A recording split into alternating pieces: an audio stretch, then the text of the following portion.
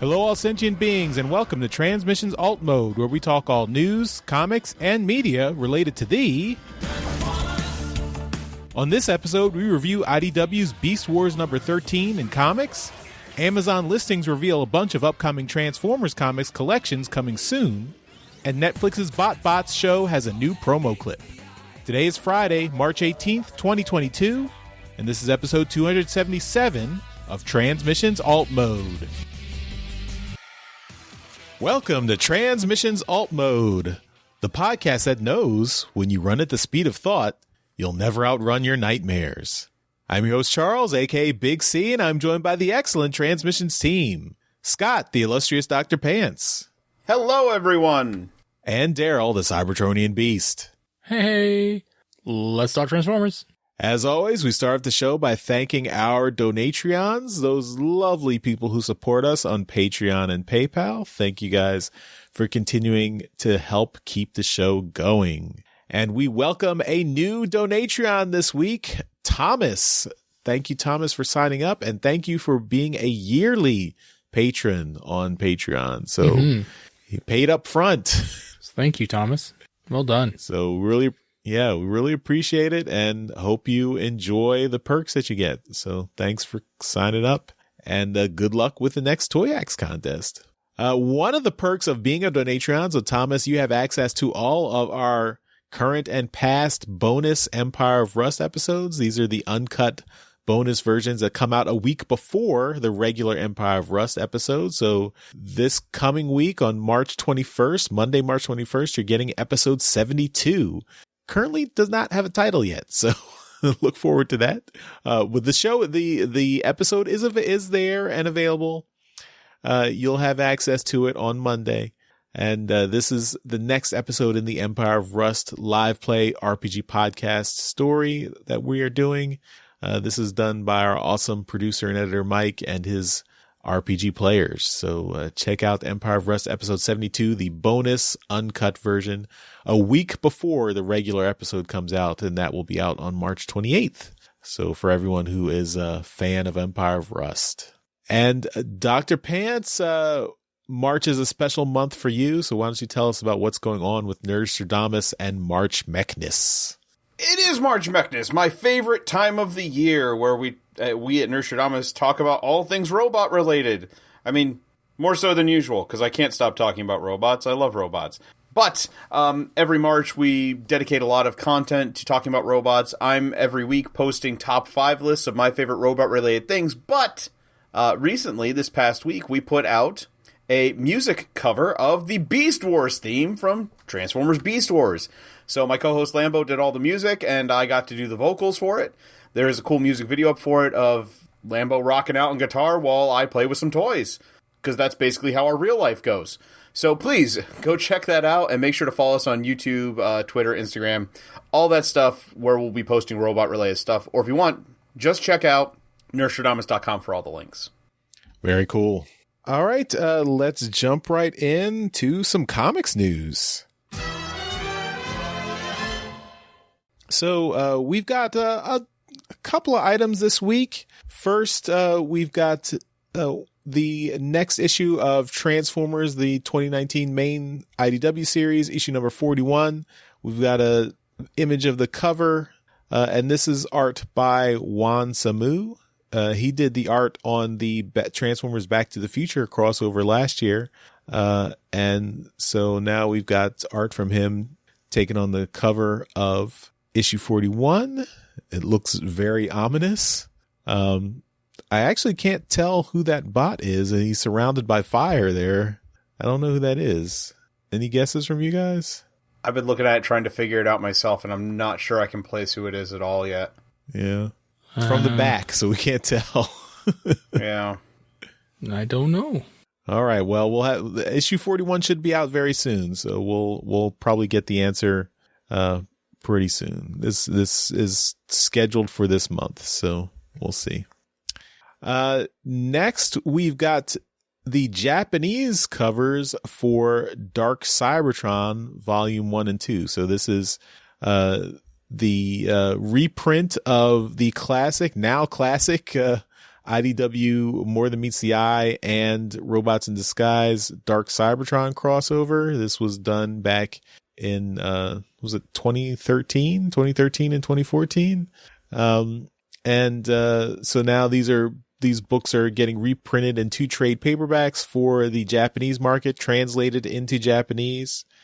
So if you are not a native English speaker or reader and was curious about these comics, you can pick them up now, translated fully into Japanese. And these are Dark Cybertron was a very cool story. This is a collaboration between James Roberts and John Barber. And there's a big, big mega epic between the 2 comics. Their second year in production. And these covers look really nice. And it's a big kind of combined image for the 2 books, the covers together. So yeah, if you are, in the Japanese market and interested in checking out these comics, I think they've been doing reprints of More Than Meets the Eye and Robots in Disguise, several volumes. And now this Dark Cybertron is the next volume. So very nice. Then we've got some Amazon pre-orders. We've got the IDW Collection Phase 3, Volume 3. And this is, going on, continuing to wrap up the original IDW continuity that started in 2005. This will cover some of those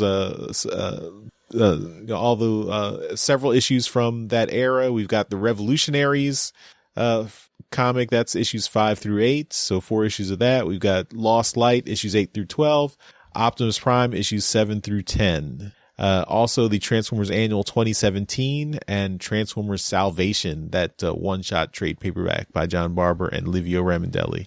So all of that contained in this Phase 3, Volume 3. This should be out. It's a hardcover, and it'll be out September 27th of this year. Then we've got listings for the trade paperback for Last Bot Standing. This is the miniseries that was just announced by IDW and this is written by Nick Roche with art by EJ Sue. So this is supposed to be out October 25th after the series finishes, what starts this summer. And we've got Beast Wars Volume 3, that trade paperback. And this is collecting issues 13 through 17, which are just starting now. We're going to review issue 13 this week on Alt Mode. So this trade paperback will be out later this year as well.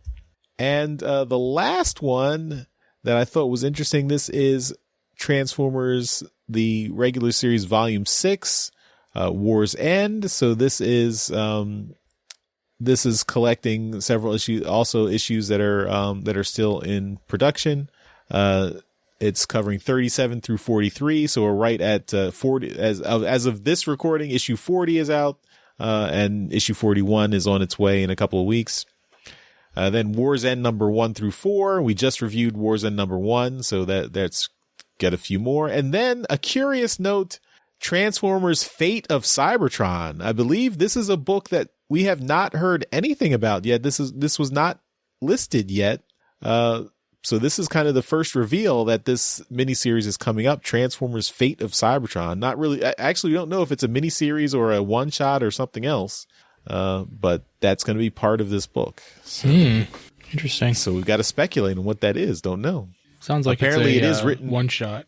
Yeah, and apparently it is written by Brian Ruckley, since I guess, yeah, it says the artists for this whole trade paperback are Anna Malkova, Jack Lawrence, and Andrew Griffith. So we know Jack Lawrence is on the War's End miniseries. Anna Malkova is the regular artist on the main book. So maybe Andrew Griffith is doing this Fate of Cybertron one shot. So let's see. Okay, that's all our comics news. So let's get into our comic review.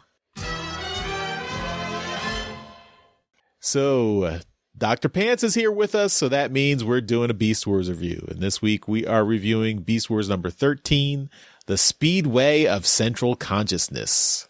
Written by Eric Burnham, art by Winston Chan, friend of the show, colors by Sid Van Blue, letters by Jake M. Wood, assistant editor Riley Farmer, editor Jasmine Joyner, supervising editor David Marriott. We got 3 covers. Cover A is Cheetor running the race of his life on Cybertron, and that is by Sid Van Blue. Cover B is Rhinox Maximizing, and that's by Philip Johnson. And then the retailer incentive cover is Optimus Primal by the Pale Moonlight, and that's by Calm Griffin. So, Dr. Pants, which of these 3 covers would you take here? If I have to take one, definitely the first one. I really like it. It's what's going on in the book. Sid Van Blue does some really, really nice work. The coloring is beautiful. I absolutely love it. Props to cover B, though. I think that's really cool. Some nice transformation of Rhinox in there with the Maximize and like the explosive word bubble there. But I do like the first cover the best. It's what's going on in the book, and the color's really, really great. I do want to complain about one thing, though. In the top right, there's definitely a big eye, ominous eye looking there. I'm pretty sure there's a second eye, and it's covered up by the Beast Wars 25-year logo. Because at the very top of it, you can just see a little bit of it peeking out, and I'm pretty sure they covered it up.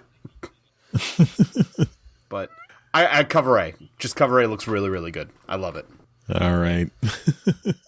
So, Daryl, which cover are you picking? So they're all really good. I know that after reading the book, obviously cover A makes a hell of a lot more sense. But I know that I bought cover B because I liked the idea of seeing a transformation on the cover, and we don't often get many transformations. I never saw the RI cover, but that cover is drawn really, really well. So, I like that one a lot too. But the cover that I'm going to go with is the one that I picked, to buy, and that is the cover B, simply because it is, a transformation cover. The fact that it doesn't have anything to do with the book doesn't persuade me at all. I'm in it for the art, and I like the way that it is drawn. All right. Well, for me, this is a bit hard for me. You guys, I was kind of swapping back and forth because you guys both make good arguments about these covers here. I do like cover B's art and the transformation sequence there, but cover A does tie into the story a little bit better. Yeah, I think on the cover we got to judge it by the art, so I think I'm gonna go with cover B. I really like that Rhinox transformation cover, and it's a really cool image. So cover B, even though it lies about what's in the comic. Well, it doesn't really lie, but it doesn't really give you any information about what's in the comic. So it is cool artwork. In the comic. Rhinox is in the comic. Yeah, he is in the comic, yes, but he's doing medic things. He's not blasting away with his Gatling guns. He might be off panel, but I guess there was a battle at the beginning of the story. That's true. Yeah. Okay, well, let's get into this story. The last thing Cheetor remembers is a big battle. Amongst a field of Energon crystals, the Maximals and Predacons blasted away at each other.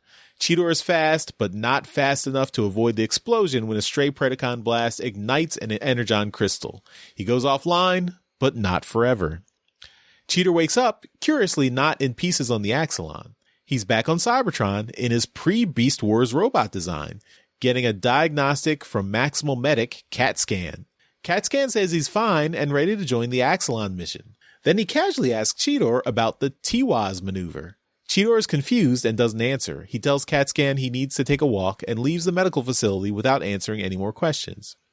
Cheetor is feeling disoriented to say the least. He was sure he'd already left Cybertron on the Axelon and chased Predacon fugitives through a transwarp portal to a primitive planet.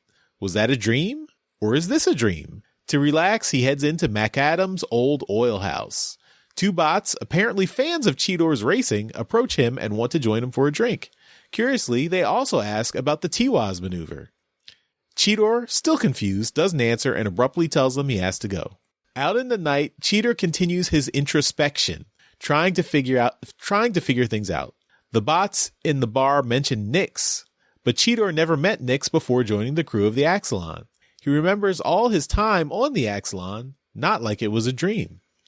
He tries to access his internal computer to run a diagnostic on his memories, but the computer doesn't respond. And like a flash, he suddenly remembers the battle with the Predacons and the explosion that knocked him offline. He concludes that he is in fact offline, but needs to expand his consciousness to reconnect to his external sensors. Suddenly, another Cheetor appears before him, this one in his Beast Wars body, but all in purple. This Cheetor is surprised his mind has figured everything out. The real Cheetor sees this doppelganger as more proof that he is having a dream. But the doppelganger responds that this is not a dream. He is Pakak, a member of an alien race called the Vok. The Vok are pure energy, so it is easy for them to read and interact with the minds of technologically based life forms like Cybertronians. Pakak tells Cheetor the Maximals and Predacons battles have been disrupting the Vok's experiments on the planet they've crash-landed on, and it's a problem. But the Vok can use the Maximal protoforms for other experiments, but for some reason they can't access the information on the protoforms in Cheetor's mind. Pakak was also curious about the Tiwaz maneuver that was prominent in Cheetor's thoughts. Cheetor refuses to give Pakak any information. He says Pakak is just a bug to purge from his code, and anyway, dreams can't hurt you. Pakak angrily reiterates that this is not a dream, and he blasts Dream State Cheetor with a burst of painful energy. Pakak threatens to erase his mind or destroy his spark if Cheetor doesn't cooperate. Cheetor writhes in pain, but then he starts laughing. Cheetor tells his Vok tormentor that he realizes he's bluffing. The Vok needs information, so they can't kill Cheetor without losing what they want. Pakak hesitates for a moment, but sees Cheetor is right, so he tries a different strategy. The Vok offers Cheetor a wager. If Cheetor wins, he'll be released and come back online. If Pakak wins, Cheetor will grant full access to his mind and all the information Pakak wants. Cheetor has full confidence in his speed even in a subconscious mindscape, so he agrees. He arrogantly declares he's the fastest Cybertronian alive. Pakak agrees and changes his form from the purple Cheetor doppelganger into that of Blur, the fastest Cybertronian ever. And then Blur runs off, starting the race. Cheetor struggles to catch up. As they speed by, mech and mech, as it were, Cheetor doesn't even know what their racetrack is. Blur, aka Pakak, tells him to take another look. Cheetor realizes they're running through a circuit board in his mind. Back in the real world, Cheetor's offline body is in the metabay of the Axelon. Rhinox is monitoring his vitals. Besides the slab Cheetor's body is on, Optimus Primal asks why Cheetor can't wake up. Rhinox doesn't understand it either. His body has been repaired, his spark is healthy, but his consciousness won't come back online. They just have to wait, much to Optimus Prime's frustration. In Cheetor's mindscape, the race continues. Blur and Cheetor trade places back and forth. As they come to the end of the track, Cheetor pulls out a last burst of speed. His Cybertronian form shifts back into his Beast Wars body, and he speeds past Blur at the last instant to win the race. But Cheetor's celebration is short-lived. Pakak reveals that the race was just a ruse to get him to guide Pakak through the correct pathway in his mind to access the memories Pakak wanted. Cheetor has been duped.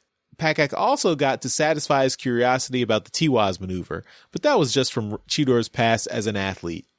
So now Pakak has all the information he needs to experiment on the Maximal protoforms. As Cheetor realizes his mistake, the Vok laughs cruelly and gives him a final painful blast before letting him wake up.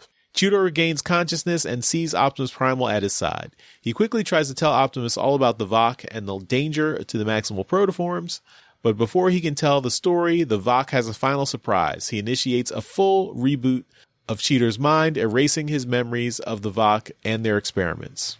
After Cheetor comes back online a second time, Optimus Primal asks him what he was talking about, but Cheetor can't remember saying anything. He has no idea what the Vok are.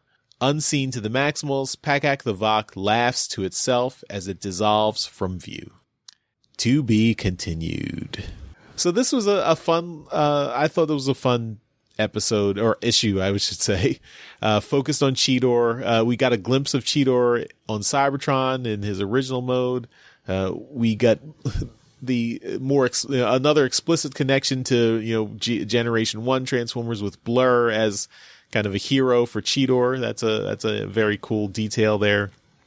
And the whole mindscape and is it real or a dream? That's always a fun kind of conceit to couch your story. So I thought that was good. And then the Vok taking a direct hand in interacting with the Cybertronians. So yeah, it's nice to see that the story progressing there. I've been really enjoying the Beast Wars comic and how the story's been moving along.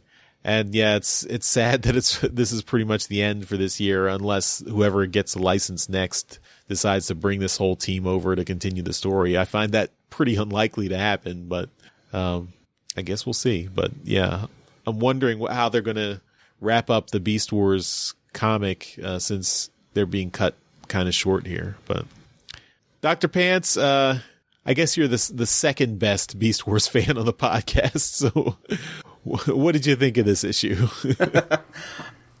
I mean, it should be no surprise that I really enjoyed it. I've been loving the Beast Wars comic. It has been one of the best things I've read in a while. This issue, it was really cool that we got a standalone issue, especially after, we just ended a big storyline or a big set of issues. It was really nice to focus on Cheetor. It's a character who I like to see get some development, and this was kind of cool, especially to get, him on Cybertron. And a lot of cool Easter eggs, which I also love about the Beast Wars comics. Like, Cheetor's Cybertron mode is stripped straight from a BotCon exclusive toy from the Dawn of Future Past set, where he was a remold of Clocker from Cybertron. So that's really cool. The medic who's taking care of him, CatScan, was another BotCon exclusive toy who was a remold of Cheetor from Beast Machines. And it looks kind of like this version of CatScan. Looks like it might be based off of a Cybertron Override, but I don't know. It's still really, really cool the way this looks. And honestly, if I look in the background, I could probably find more like cues to other robots. I like what they did with the colors with the two bots who try to talk to Cheetor in the bar, where they're kind of the same color palette as Pakak Cheetor. It's kind of like the blue and purple with red eyes, so it's clear that, it's still just him. The whole race, really cool. Love that it was Blur that he got to race against. It's like, oh, this is my hero, blah, blah, blah. And then at the very end of the race, Cheetor starts shifting from his Cybertron mode to his Beast mode, and the panel-to-panel transition there was really, really nice. It was cool. I really wish they would have talked a little bit more about that T-Waz maneuver, because it's like he keeps asking about it. And yeah, it's from his racing days, but like, what was it? I would have liked a little like flash panel of like what that was. But the fact that now the Vok know how to mess with the protoforms, I think it's going to lead into this series being the Vok are going to create their own army of beast transformers, and it's going to be up to the Predacons and the Maximals to join forces to stop them. I think that might be where this series is going to go. I don't know, but the issue was fun. Art, really good. Winston Chan did a really, really good job on the art. Really, really expressive. I like all the little things he did. Like I said, the transition from Cybertron to Beast Mode Cheetor during the race, really cool. I love the episode. And like you said, Charles, I'm sad that it's going to be ending unless they decide to keep it going, but it's been a really good run. I really enjoy it. Yeah, very cool. And they've run a letters column in every issue, which is something that's kind of unheard of these days with comics, and it's always fun to see people getting their letters printed. But and also, I didn't mention the art, so we should definitely compliment Winston Chan on his art here, and Sid Van Blue on the colors too. I think the art was really great. It's nice to see the kind of the little compliment here. We've got, Josh Burcham does the main larger arcs, and then Winston Chan does these smaller stories, and it's a nice compliment between Josh's art and Winston's art. They're two pretty significantly different styles, but I think they both work on the Beast Wars book, so it's cool to see them here. Yeah, and honestly, the last time Winston was on art, I didn't care for it as much. Like, it was good art, but I didn't think it fit as well. But this issue, it definitely felt like it belonged, and I really liked what he did with all this. Yep, cool. All right, Daryl, what did you think of this book? Number one Beast Wars fan, I should say. Right. So your opinion carries weight. Sure. So it was nice to have a standalone issue. It's definitely one of those ones that are easier for me to digest, so I don't have to know a lot of background. The questions that I do have, going into it, is there such thing in the in the Beast Wars mythos as a T-Waz maneuver? Does that exist? I am not familiar with it. I should have looked it up on the TF Wiki. I did not see anything about it. I'm looking it up right now just to. All right, no, that's fine. So the part of the story that kind of confused me is this other Cheetor, what is his name? Sorry, I've forgotten it already. Pack-Ack, right. So this Pack-Ack challenges Cheetor to a race, which turns out to be Cheetor leading Pack-Ack to the answers that Pack-Ack wants. So in my head, I don't understand how the answers are revealed here. The race is through Cheetor's mind, but Cheetor doesn't know where the race, where the track is going. He's just following a track. I fail to kind of make the connection that, you idiot, it's, you've just led me to all the answers that I've needed, through this race. Can you kind of, dumb it down for me, Charles? Like, I don't, they're running through his mind on the circuit board and end up at an answer that Pack-Ack is looking for, but Cheetor didn't know what the hell he was doing. Either that went right over my mind or right over my head, or it's not made clear. It's very hand wavy. It's not really clear, like, what the rules are for how Pack-Ack can access his mind, because in this mindscape, he already like created Cybertron apparently from Cheetor's memories and created all these different characters from his memories. So you'd think, like, why is this like one little part of his mind that has maximal protoforms and the T-Waz maneuver not accessible to him? So right. That part is very, I think you just have to suspend disbelief for the point of the story. I mean, I can speculate some random answers to come up with you, but it is not explicitly stated in the comic how this actually works. I mean, in my head, my thought is that it's like, if you think of Cheetor's brain as like a set of neural networks, and I guess, Pack-Ack, like, craftily in his mindscape, he like said, okay, well, here's the spot in Cheetor's mind that I can't get access to. And if Cheetor's mental, consciousness runs into that spot, I can follow him inside. And so in that mindscape, Pack-Ack designed the course to lead to where that memory was stored. And when Cheetor crossed the finish line, it opened the door and led Pack-Ack in. That's gotcha. I was going to say, it also might have to do with the fact that because they're technology beings, like, he's looking for protoform information, it might actually be, like, locked in Cheetor's brain that it cannot be accessed by anyone. And by Pack-Ack, like, basically setting up this race to where it had to be, like Charles said, it's basically Cheetor unlocking it for him. And Pack-Ack even says, like, you were so concerned with winning, you didn't think about what was going on. And Cheetor kind of unlocked it for him without thinking about it because he was just focused on the race. Right. All right. Well, that's the only thing that really kind of pulled me out of it. There's not a lot really going on in the book. I think the book is strictly here to introduce Pack-Ack and the Vok. The story is fairly straightforward. There's not a whole heck of a lot that needs to be understood. It just is here, like I said, to introduce characters.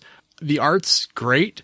Winston does a fantastic job on the art on this issue, and yeah, here we are. It's issue 13, and I think we know. Do we know that the issues like Beast Wars is going to 18? I think that's what we know. I think that's when it's ending. Not sure. Okay, well, it has an end point because they all do at this point. But they're still introducing characters, so there's a good chance that this issue was written and done before anybody really knew what was going on with IDW. So in the next little while, we're really going to start seeing a lot of the the storylines start getting tied up. But at this point, they're still kind of introducing storylines and stuff like that to the point where they're taking it further. But I think we're going to start seeing these start to get tied up real quick. But as far as this issue goes, go ahead. I was just going to say, we have had the Vok have featured in this issues before. So like they've been around, like, since the Maximals and Predacons crash landed on the planet in issue 2, we've had like little just cameos of the Vok sporadically, not in every issue, but in certain issues. So Pac-Ac as a character has been introduced before, but we're just seeing like a progression of his plans now, I guess. Okay, cool.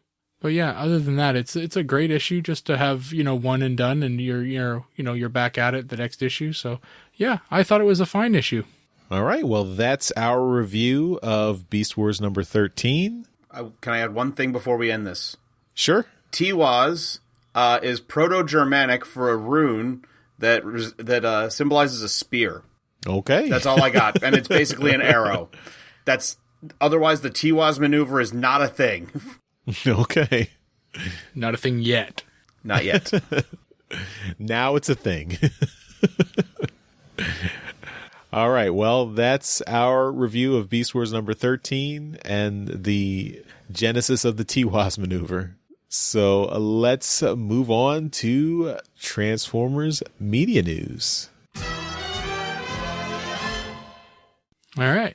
And in media news this week, we've only got one thing, and it's a promotional clip about the new Transformers Botbots show.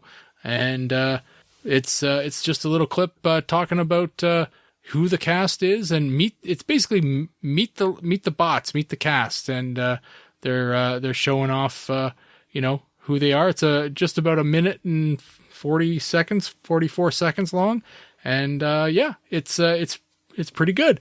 Gets you right into the cast, and introduces who they are, and what their allegiances are, their little their alliances. The show is on Netflix. If you didn't already know, it premieres March 25th, and it looks to be pretty fun.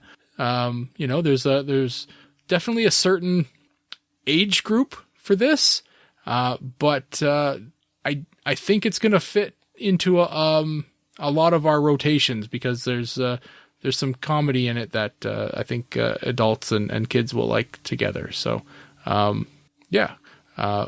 think it's safe to say that we do have early access of the show. So we have seen a couple episodes, and we'll do a spoiler review at some point. But we are embargoed until the 25th, so we can't actually really talk about what we've seen. So, but I think everyone's gonna like it, and cool. Charles, you want to add anything about that? No, I mean it's definitely. I think we're maybe we shouldn't give any opinions on the show before the premiere, but I'd say it's definitely a fun Transformers kids show. So right, take a look at it if I think if you like stuff like Rescue Bots Academy. It's in a similar vein, maybe a little bit older than that, but it looks fun. Yeah, cool.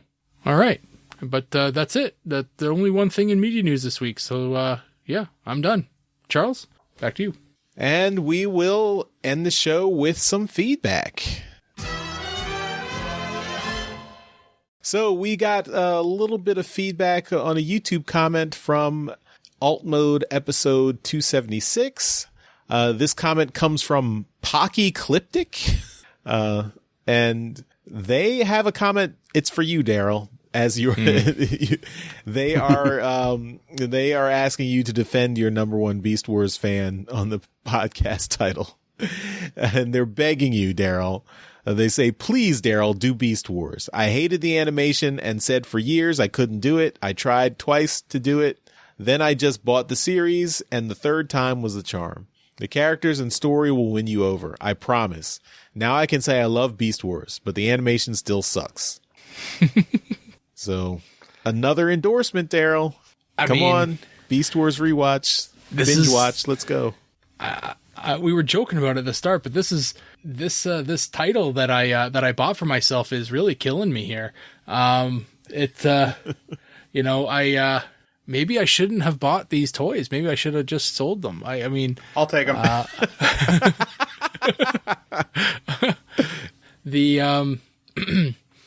No one forced you to claim that you were the number one Beast Wars fan on the podcast. You could have just bought the toys and said, I really got these cool, rare toys.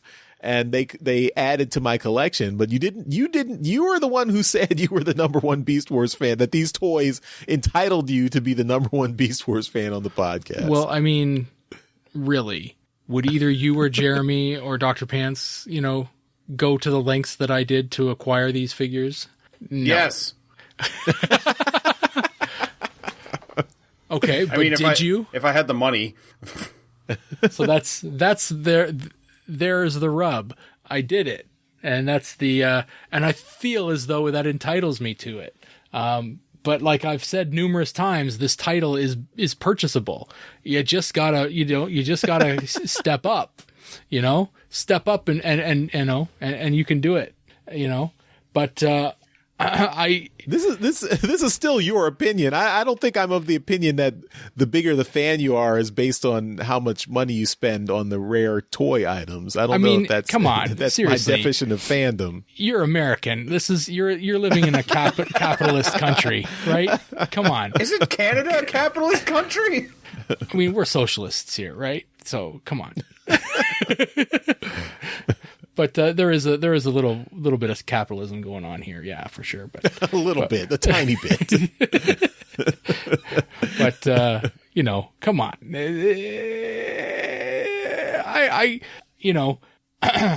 At this point in time, I almost want to not watch Beast Wars out of spite. But I want to make it clear that I have seen Beast Wars. I have seen some Beast Wars. I believe the opinion is getting around that I have never seen any Beast Wars. I have seen my fair share of Beast Wars. I just have not sat down to watch it from start to finish. I've seen all the big episodes. I've seen the beginning. I've seen Code of Hero. I've seen Starscream's Ghost, or whatever the hell you call that episode.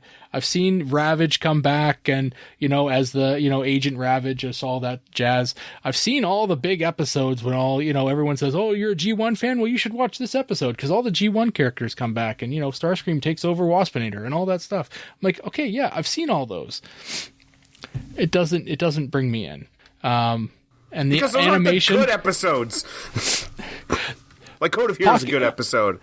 Pockyklyptic does make they say it right at the end there. The animation still sucks. This is my main problem with the show. I can't stand looking at it. Okay. I mean, go ahead, Dr. Let me throw a counterpoint out there. Are you trying to tell me that the G1 animation is amazing? Because let's be real here. The G1 cartoon show is not amazing animation. It's not amazing, but it's better. It's 2D animation, and that's the point. And that's I can deal with that. That's. I mean. But what about the mistakes that popped up in G1 where like Optimus loses his mouth plate or they mix up character voices or like there's just mistakes are mistakes, But that doesn't happen in Beast Wars. There's no mistakes in there like that. The whole show looks like a mistake, Dr. Pants. Oh God. I think so. I also think it's not fair to call this is not. It's not bad animation. It's just animation from 25 years ago. Of the time, yes. It's of the time, and it does not. It didn't age well, and that's that is an issue that I have with it. If it were 1996 and I was 16 years old, and I was still, and I for some reason was not obsessed with women at the time, I would be right there with you watching Beast Wars. But I had other things on my mind at the time. You had other priorities. Both. You can have more than one thing in your brain. No. Come on. Not when you're 16. No. I must have been a different 16-year-old. But yeah, so I mean, yeah, I get it. I remember the show when it was on in the at the time, and I can remember. Okay, so I can remember thinking back to the time when G2 was coming out, and the commercials for the G2 toys were done in that CG animation, and it was worse. If I look back on them now, it was worse than the Beast Wars cartoon. Oh, it's so much worse. But at the time, I remember thinking, man, if they did a show entirely like this, it would be amazing. So at the time, yeah, I was in it, fully, but that progressed. That's me from like 12, 13 to 16. And it died. My love of Transformers died, and my love of the female form just kind of kicked off right there. So, yeah. But doesn't it help that there were female forms in Beast Wars? No. I mean, you've seen Black Arachnia, right? I have. Yes, I have. But, no, it didn't help at all. This is something that just kind of sits with me. And there'll come a time when maybe I will watch it, But at this point in time, I just, my goodness. And I know there's people out there that are like, Daryl, you're an idiot. You just watch the damn show, It's just... But, it's one of those ones I just cannot stand watching it. It's, yeah. You know what? I give you a hard time, Daryl, about this because I just love Beast Wars a lot. And I think it's really good storytelling, but I mean, I don't know if it makes you feel any better. I've never watched Transformers Prime. Oh yeah. Okay. Yeah. See, and that one, I love that show. That's a great show. And that's what everybody tells me, but I've tried watching it and I kind of get bored. I start the series and I kind of get bored after a while and I don't know what it is. So I get it. Yeah. I get it. Yeah. There's something about 3D or CG animation that I don't think ages particularly well. So, if you were to look like Toy Story is a great example. It came out in what, 97? I think 96. 95. 95, right? So we all have these images of these characters in our brains because there's been like 4 movies and a bunch of like little specials and stuff, right? But if you watch that first movie, it's rough. It's rough. It's real rough. Right? It doesn't age well. And that's Pixar. That's like the best of the best at the time, right? So yeah, that stuff just doesn't age well. But 2D animation, it's ever ready, right? It just kind of keeps going. It's always kind of looks good. So yeah, those, the G1 cartoon, yeah, there's problems. I'm the first one to admit there's some shit episodes and there's some big problems with that show. But the 2D animation, it's just, there's some really well done episodes and there's some real shit done episodes. But yeah, it generally doesn't age super poorly. Well, no, I mean, we could always throw out the example of the 86 movie. I mean, the 86 movie it still looks amazing. The animation in that is amazing. It has some issues here and there, but overall, that movie looks great. Mm-hmm. But I mean, that's a movie. So, I mean, we can go and take a G1 episode, and I'm trying to think of one of the ones that was done really, really badly. There was one that was animated where they were in like an old West town. Charles, do you remember this one? It was like the Immobilizer, maybe. I'm trying to remember it. Oh my God, my memory is so bad. But I think it was the Immobilizer because I remember Megatron having some kind of ray that, everybody all got stuck. All the Autobots got stuck in their alt modes, and it was like an old West town. Anyway, it was animated like shit. It looked terrible. But the thing is it looked like shit then. It still looks like shit now, right? It doesn't. It doesn't change. It looked like shit. Then there's that one episode from like the 3rd season with Call of the Primitives, which looked amazing then and still looks amazing now. Like there's no degradation. It either looked great then and looks great now, or it looks shit then and looks shit now, right? So the idea of animation aging poorly doesn't tend to happen on 2D animation. The 3D animation, that's where you really start to see the age, and that's my issue, my main issue with the way that the Beast Wars stuff looks. All right. Well, Pockeycliptic, I think we're not gonna get at least not right now. We're not gonna get Daryl to go through a binge watch of Beast Wars, but until we'll keep working on him. Until we Clockwork Orange him and strap him to a chair and hold his eyes open. You'll get 1 or 2 episodes when you make me watch it for the show. A binge watch is probably out of the question. Yeah. So when the Beast Wars comic is over, every episode that Dr. Pants is on, we should have to watch a Beast Wars episode for it. You evil bastard. That might work. Well, that'll get us through the series in a couple of years. This is true. Well, Pockecliptic, thanks for sending your comment in, and yeah, we'll keep working on them. And that will do it for this episode of Transmissions Alt Mode. Dr. Pants, why don't you tell everyone where they can find your stuff online? You can find me and all my nerd friends at Nerdstrodamus on the Nerdstrodamus YouTube channel. That is our main outlet. We are on pretty much every other social media, though, and you can find all those links on Nerdstrodamus.com. We're on Twitter, Instagram, Facebook, and we just started a TikTok. That's right. Oh, Jesus. Oh, that's right. We're getting modern with this. Yeah. But anyway, come check us out. And throughout the month of March, of course, there's going to be all kinds of like giant robot-related things and just robo-related things in general. So make sure to check those out. There will be at least one Transformers-centric episode that I do at some point this month. So make sure to check it out. And go watch the Beast Wars cover we did. It was fun. Maybe we'll do a Canadian version. And of course, we end the show by giving a shout out to our Masterpiece Donatreon. So thank you all to the folks who continue to support the show at our highest level on Patreon. So thank you to John Forex Levengood, Dinobot Maximize, Demon Tech 82, and Curtis Akan. And that's it for this episode of Transmissions Alt Mode. Thanks everyone for listening, and we will see you next time. Bye-bye. See ya. Later. Thank you for listening to this episode of Transmissions. If you'd like to join the conversation, travel to our Discord channel at transmissionspodcast.com/Discord. Want some cool transmission swag? Feast your eyes on our transmissions gear at transmissionspodcast.com/shop. If you'd like to support our podcast, go to transmissionspodcast.com/support or tell your friends about our show. We'll see you next time.